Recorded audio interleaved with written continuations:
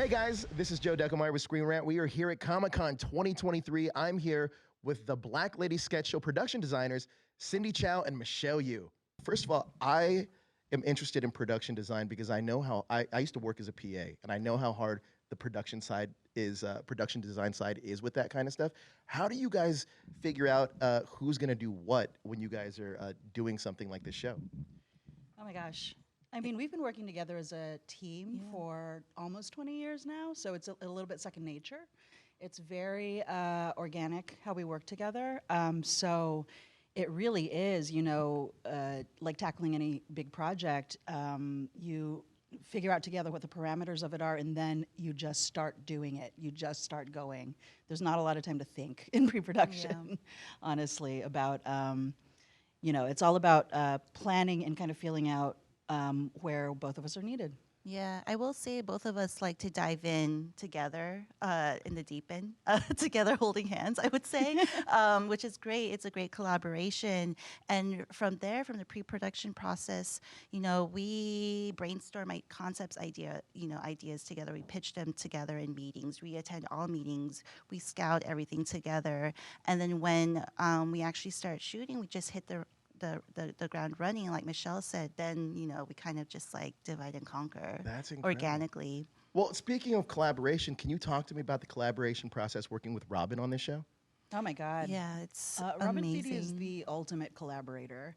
She has such a great sense of, she has a talent for curating talent, Sure. Actually. She puts together an amazing team every time. And she tells you very clearly what she needs and what she wants as the showrunner, and then she just lets you run with it. And That's she, incredible. it's an everyday check-in and a lot of conversations, but you can't communicate too much on a show, so.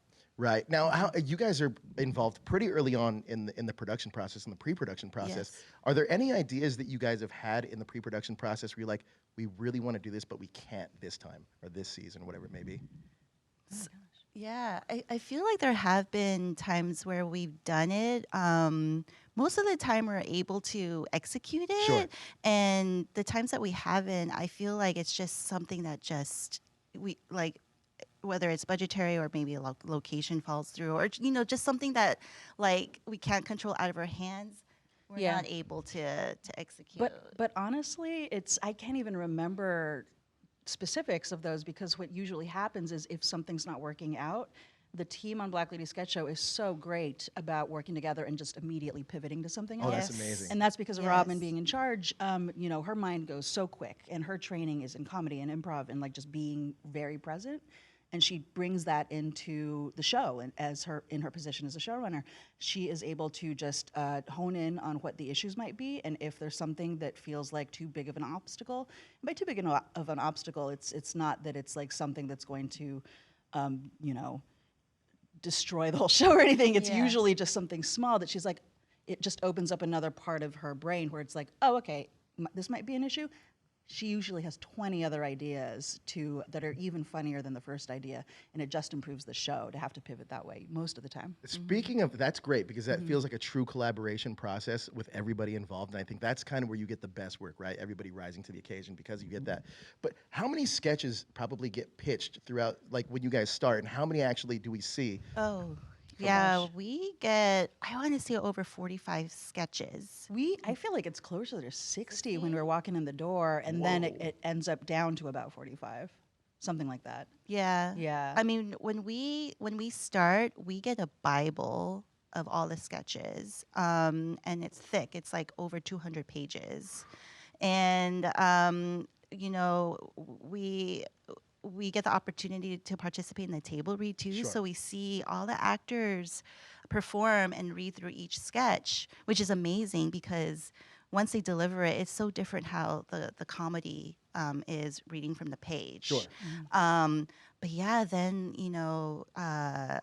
about maybe 8 to 10 sketches might get cut. Yeah, and it's for depending various on reasons. the season. Yes. Sometimes once they start reading it, you can really feel the energy. And I think everything is funny, so we're just sitting there laughing. But the writers and Robin and the producers, they're sitting there, and there might be a thing or two that doesn't work for them, that doesn't click exactly the way they thought it would once people actually saying the words. So those are the ones that get cut first.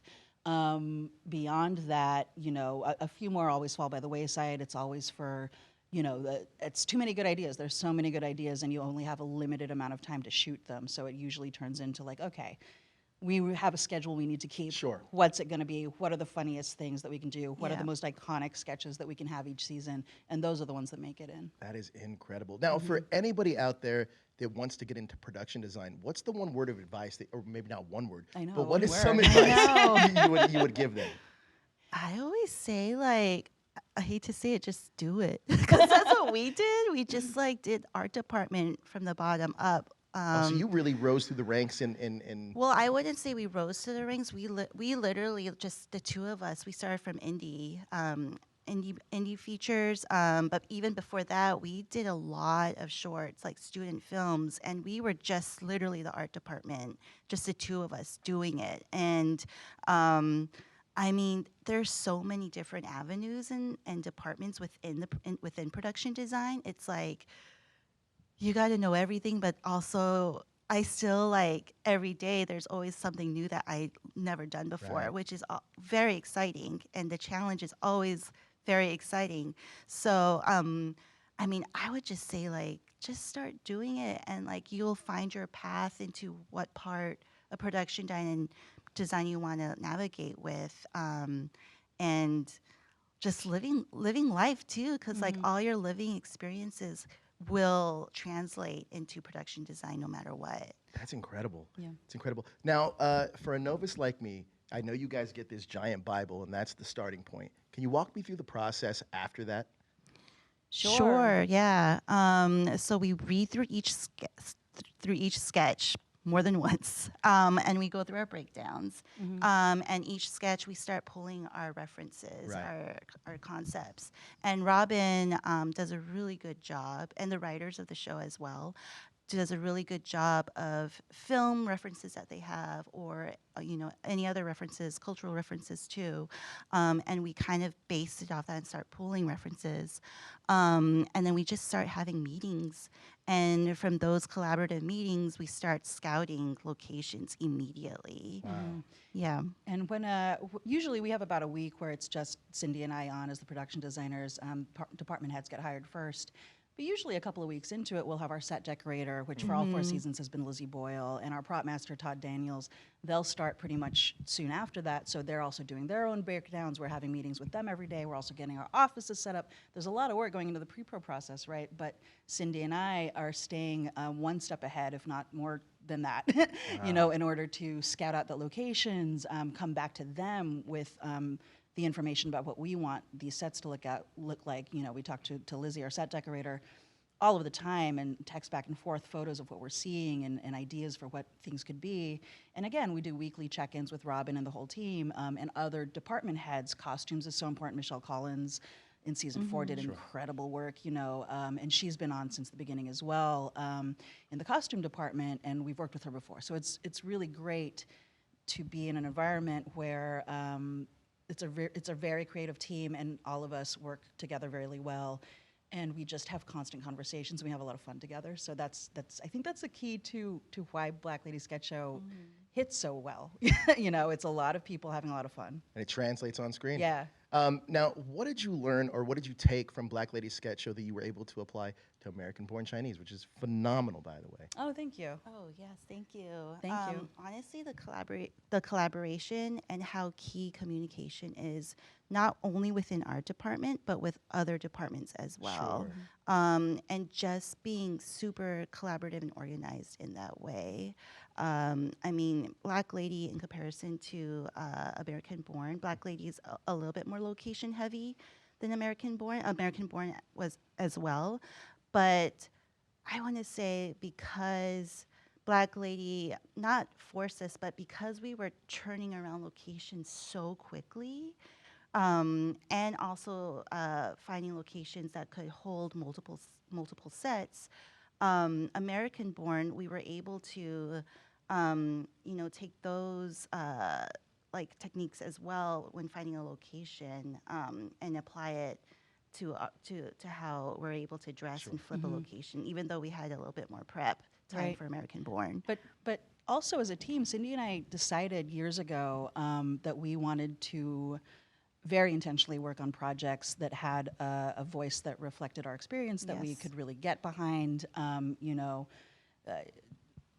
Like a few years ago, I think everybody kind of made the decision, or not, to focus more on the things that felt true to their values, right? So that's a decision we made together.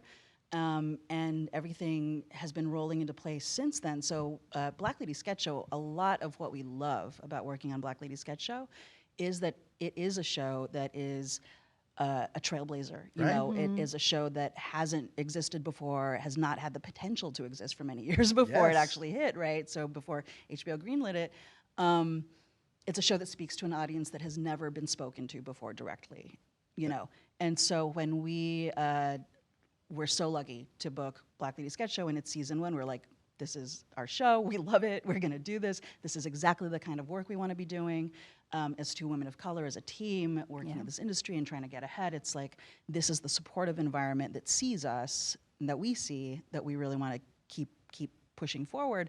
So when American Born Chinese came up, that was even more personal of a story, Right, right? sure. So Yeah. when that came up, we're like, okay, this is the next project that is completely in line with the values we want to work with and what we want to put out into the world. And you know, we're all getting older. When we started out, we're doing indie features, working with friends, and it was all really great and amazing experiences.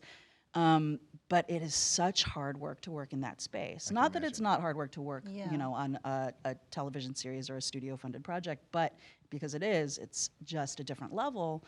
But you know, there's a point where you have to think about family and longevity in the industry and how you're going to survive as an individual in a crazy paced environment like film and TV, right? So we're also very actively seeking out projects that nourish us in some way, like on a soul level, Sure. to Yeah. keep us in it and give us another reason to do it other Yeah. than a paycheck. And that's the through line for us for Black Lady Sketch Show and American Born Yes. Chinese. That's incredible. Now, you guys have been longtime collaborators. Do you guys ever just look at each other and think you have a pinch me moment of like, here we are now? Yes. Where are we? I've been going to Comic-Con for 20 years. I've certainly never been in the interview room. Me neither. So this is one of them, actually. Yeah, well, I think literally that moment yesterday when I was leaving, I was like, I can't believe I'm going to Comic-Con and we're speaking on the panel Right. later this afternoon. Never dreamed to have that opportunity. Yeah, Like yeah. literally, it's This is, and this, well, and also the Emmys, I guess. Right, yeah. I mean, we can't. that is true. I like how we glaze over. Comic-Con's the key. Just the Emmys, Listen, whatever. we're here right now. Comic-Con has been very important to me personally in my life. The Emmys are more recent. Yeah. But I yeah, mean, no, that we've too. been going to the Comic-Con together for many years, actually, because one of the features we did, there's a comic, a graphic novelist. Yeah, Jeffrey Brown. Jeffrey Brown, he's here, and we used to go to him and like be fans and just like get his autograph signed, and we actually got to work on a feature with him. That's incredible. Yeah, so I feel like it's just like we got to keep going to this. That's another you know? pinch me moment, right? Like, that's crazy. Now, you guys have been a Comic-Con, you guys are longtime Comic-Con goers. What are you most excited to explore on the floor this year besides the heat? I'm not excited about it. First of all, let's clarify. You know, it's always, I always just feel like wandering the hall. Yeah. I love it. You get a little bit of that, like, I don't know what you were like back in your 20s, but I was always like somebody, and I'm telling my age a little bit here, but like in the 90s and the early 2000s, like got in the pit. It feels a little bit like that. You know, it's like that youthful energy of like, okay, you got to get through this. I'm with you. Yeah. I'm with you. Yeah. I walked down on the floor. I was the same way. I was like, I could do this only for so long now. I know. Okay, It's a little bit of that. I haven't walked the floor yet, but now I feel like I need to be guarded and get ready for the heat. Yeah, but it's like Comic-Con is so great because even in a year like this where it's a little bit, it's a weird year, right? Because a lot of folks can't be here because of Sure. the strikes, you know, and more power to them. But, you know, it's all about the audience here and the fans. And when I first started attending, it was because I was a fan of a lot of shows. even before I started working in this industry, making those shows. So I'm always excited about just getting out there and feeling the energy from people out there who are here because they love something. Yeah, That is I incredible. agree. I will also say yesterday when I went to go pick up my bag, I saw something really endearing because, every year I come, just as a fan, as an observer, and I'm a mother now, and I've been wanting to take my son, who's still probably too young to come.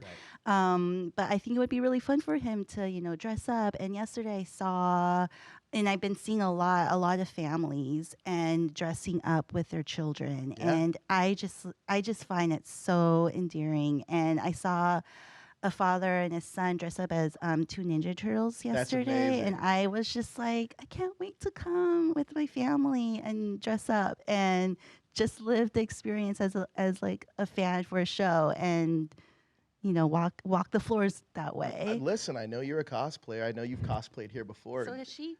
Literally one time. Not my thing. But yes. she dresses up a lot. Are you already thinking of the mother-son cosplays you're gonna do? No, but I will now.